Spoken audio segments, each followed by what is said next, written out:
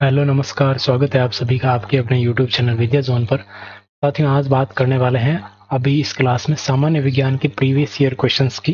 जो आपके RS pre के क्वेश्चन है, 200 के करीब प्रश्न मैंने कलेक्ट किए हैं।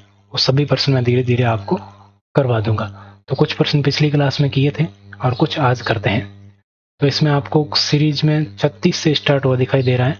तो इससे पीछे के 35 प्रश्न है ओपन कर चुके हैं, अभी 36 से स्टार्ट कर रहे हैं। कोई दिक्कत नहीं है। चलिए शुरू करते हैं अपन आज की क्लास को।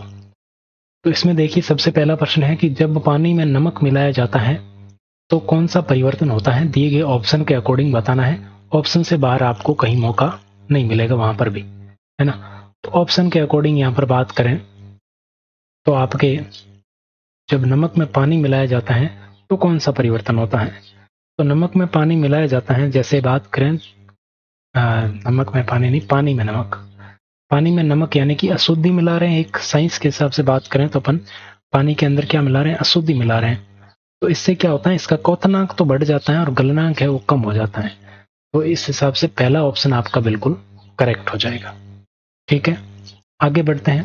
अगला प्रश्न देखो, दूसरा प्रश्न यहाँ पर दिया गया, मोती रूप से होता है।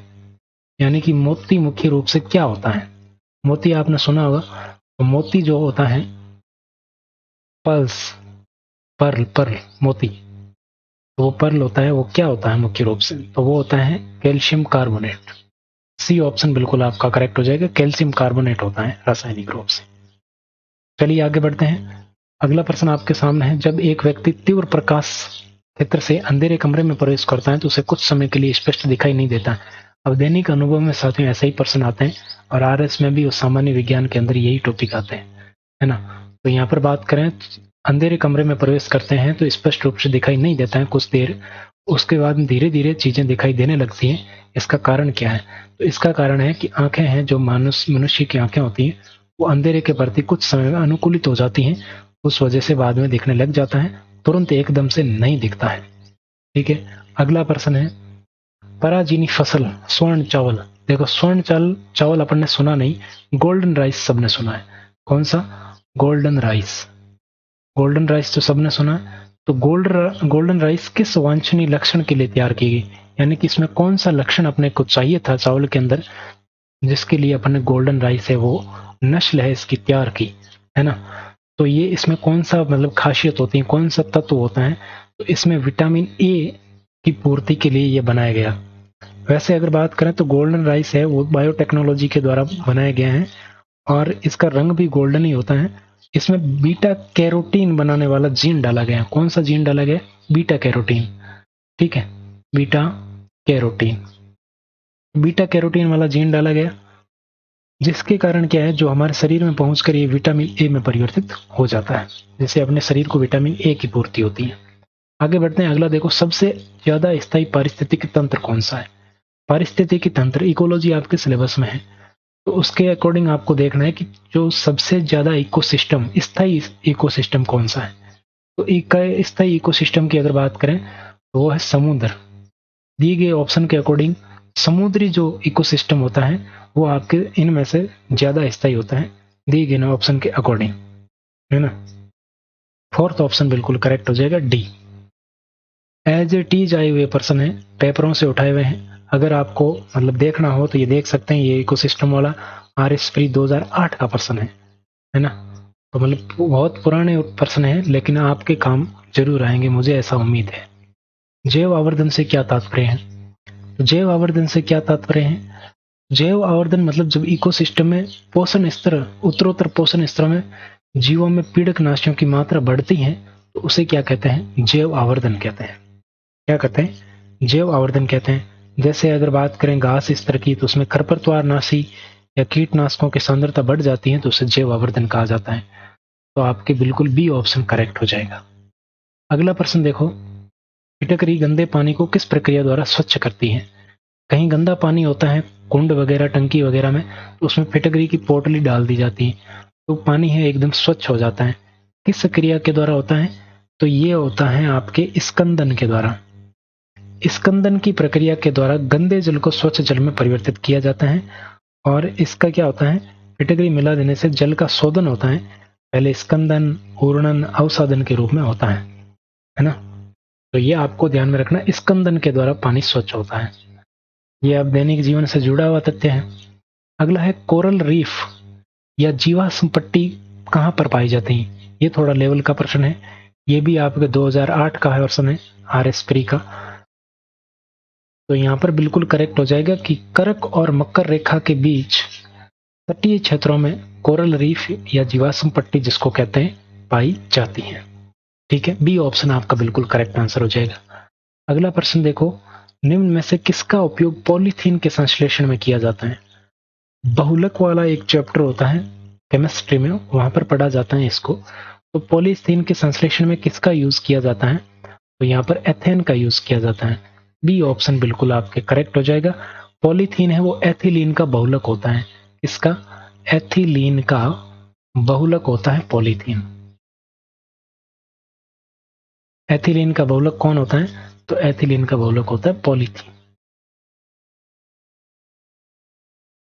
अगला है फिरोमोन्स पाए जाते हैं। फिरोमोन्स क्या होता है, फिरोमोन्स एक रासायनिक पदार्थ होता है, रासायनिक पदार्थ जो कीटों द्वारा उत्सर्जित किया जाता है। किसके द्वारा, कीटों के द्वारा उत्सर्जित किया जाता है विपरीत लिंगी आकर्षण के लिए। क्यों किया जाता है कि विपरीत लिंग कीट है जो आकर्षित हो सके, और या फिर इनका स्वभाव इससे निर्धारित होता है फिरोमोन्स के द्वारा। तो ये क्या है, एक रासायनिक पदार्थ है, रासायनिक पदार्थ है जो आपके कीटों के द्वारा उत्सर्जित किया जाता है। क्यों किया जाता है, विपरीत लिंगी को आकर्षण, विपरीत लिंगी कीटों के आकर्षण को लिए, कीटों को आकर्षित करने के लिए।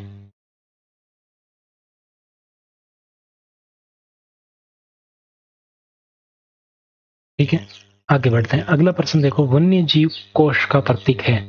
वन्य जीव कोश का प्रतीक क्या है, विश्व वन्य जीव जो कोश है उसका प्रतीक चिन्ह क्या है, तो उसके प्रतीक चिन्ह में है लाल पांडा। सी ऑप्शन बिल्कुल करेक्ट हो जाएगा, लाल पांडा।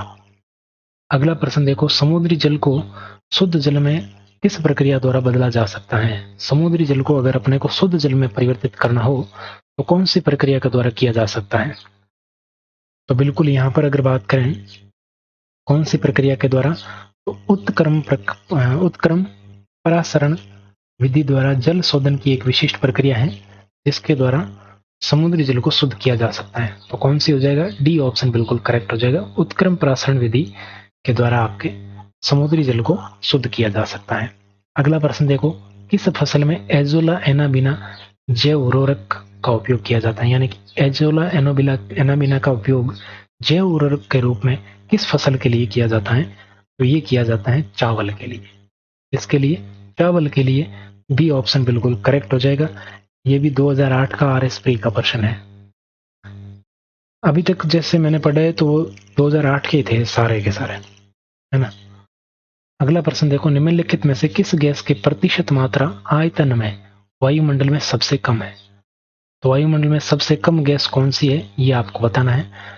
तो ऑर्गन तो है, नाइट्रोजन भी है, ऑक्सीजन भी है, लेकिन आपके कार्बन डाइऑक्साइड है ये सबसे कम है।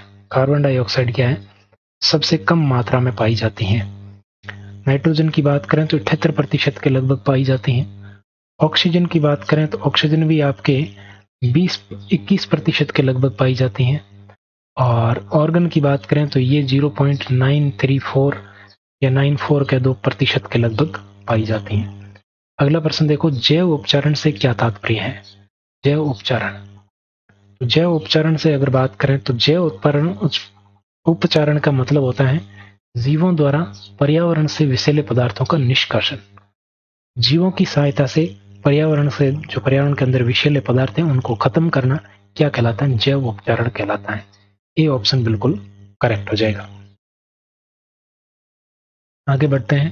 अगला प्रश्न देखो, निम्नलिखित में से कौन सा तत्व जर्मन सिल्वर में शामिल नहीं है। जर्मन सिल्वर के अंदर कौन सा तत्व उपस्थित नहीं होता है, तो इसमें एल्यूमिनियम नहीं होता है। बी ऑप्शन बिल्कुल आपका करेक्ट हो जाएगा। जर्मन सिल्वर एक मिश्र धातु है, इसके अंदर कॉपर और जस्ता और निकल पाया जाता है। कौन कौन सा, कॉपर, जस्ता और निकल पाया जाता है इसके अंदर, लेकिन एल्यूमिनियम इसके अंदर नहीं होता है। आगे बढ़ते हैं। अगला है देखो, संकटग्रस्त पादपों का नाम सूचीबद्ध किया जाता है। जो संकटग्रस्त है पादप है उनका नाम किस बुक में लिखा जाता है? तो वैसे उसमें हिंदी में थे ऑप्शन, मैंने इंग्लिश में डाल दिए यहाँ पर। ऑप्शन थे नीले आंकड़ों की पुस्तिका में, यानी कि ब्लू डेटा बुक। दूसरा ऑप्शन था हरे आंकड़ों की पुस्तिका में। तीसरा ऑप्शन था लाल आंकड़ों की पुस्तिका में। और चौथा ऑप्शन था पीले आंकड़ों की पुस्तिका में। तो रेड डेटा बुक ये बिल्कुल करेक्ट हो जाएगा। आयुष्यन के द्वारा ये प्रकाशित की जाती है। अगला प्रश्न देखो, किस बिंदु पर फ़ारेनहाइट टेम्परेचर है वो सेंटीग्रेड टेम्परेचर का दुगुना हो जाता है? तो इसका आपको फैक्टली याद रख लेना, 160 डिग्री फ़ारेनहाइट पर तापक्रम हो सेंटीग्रेड तापक्रम का दुगुना होता है ना? ये आपको ध्यान में रखना। वैसे इसका फॉर्मूला होता है, उससे भी निकाल सकते हैं, लेकिन आप इतना ध्यान रख लेना। अगला प्रश्न है कि यदि साबुन के दो भिन्न भिन्न व्यास के बुलबुलों को एक नली के द्वारा एक दूसरे के संपर्क में लाया जाता है तो क्या होगा? तो इसमें क्या होगा कि छोटा बुलबुला और छोटा हो जाएगा और बड़ा बुलबुला और बड़ा हो जाएगा।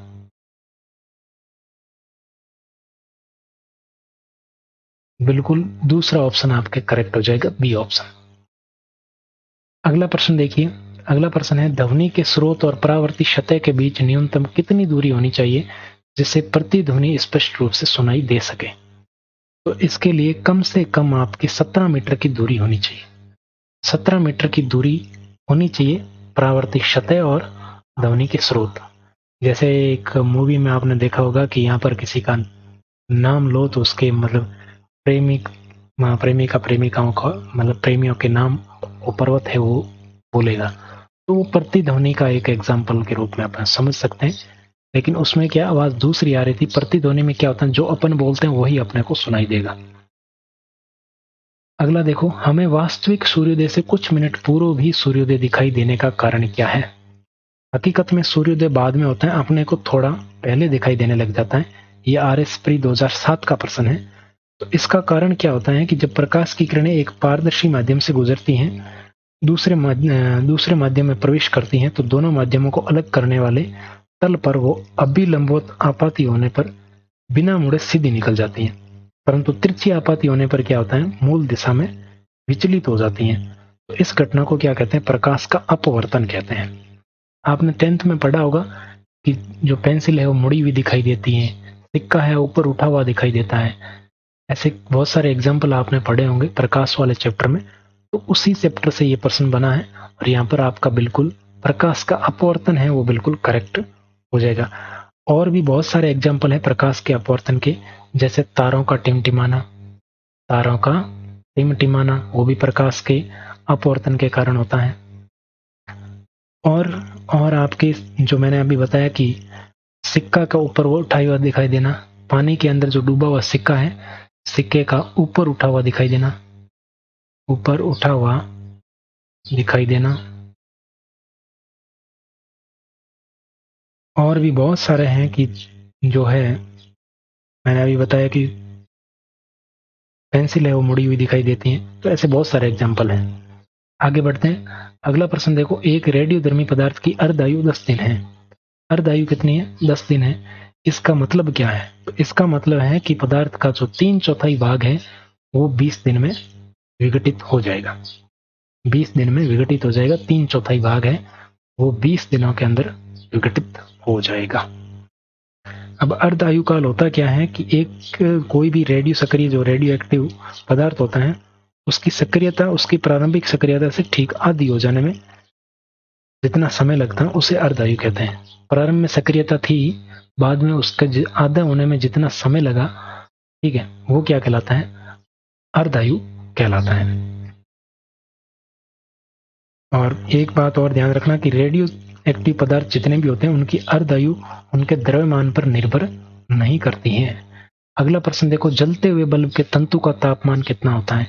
तो इसका तापमान होता है, बल्ब का जो टंगस्टन का तंतु लगा होता है इसका तापमान 2000 से 2500 डिग्री सेल्सियस तक होता है। और इसका जो टंगस्टन का तंतु लगा होता है टंगस्टन का, उसका टेम्परेचर मतलब गलनांक है वो कितना तक होता है? तो गलनांक उसका 3500 डिग्री सेंटीग्रेड तक होता है। 3500 डिग्री सेल्सियस तक उसका होता है। आगे बढ़ते हैं। अगला प्रश्न देखो, एक केश नली में जल की अपेक्षा एक तरल, यहाँ पर तरल होगा, एक जल की अपेक्षा एक तरल अधिक ऊंचाई तक चढ़ता है, क्यों? तो केश नली के अंदर जो तरल है यानी कि जल थोड़ा कम ऊंचाई तक जाता है और अन्य तरल है वो अधिक ऊंचाई तक जाता है। ऐसा क्यों होता है? ऐसा इसलिए होता है कि जो तरल का पृष्ठ तनाव है वो जल की अपेक्षा ज्यादा होता है। ये तरल है, तरल तरुण नहीं है ना, तरल है।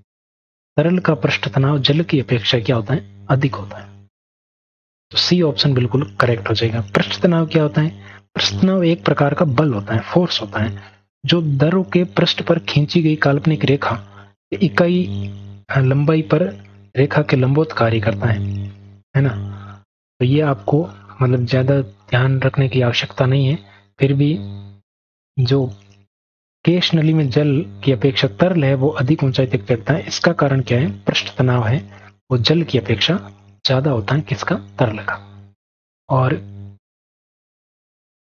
और आज के लिए इतने ही प्रश्न थे, टाइप नहीं हो पाए इस कारण थोड़े से प्रश्न कम है। नेक्स्ट क्लास में कोशिश करेंगे ज्यादा प्रश्न आ जाए। कंटेंट के बारे में कुछ आपका सुझाव हो, विचार हो तो जरूर बताइएगा।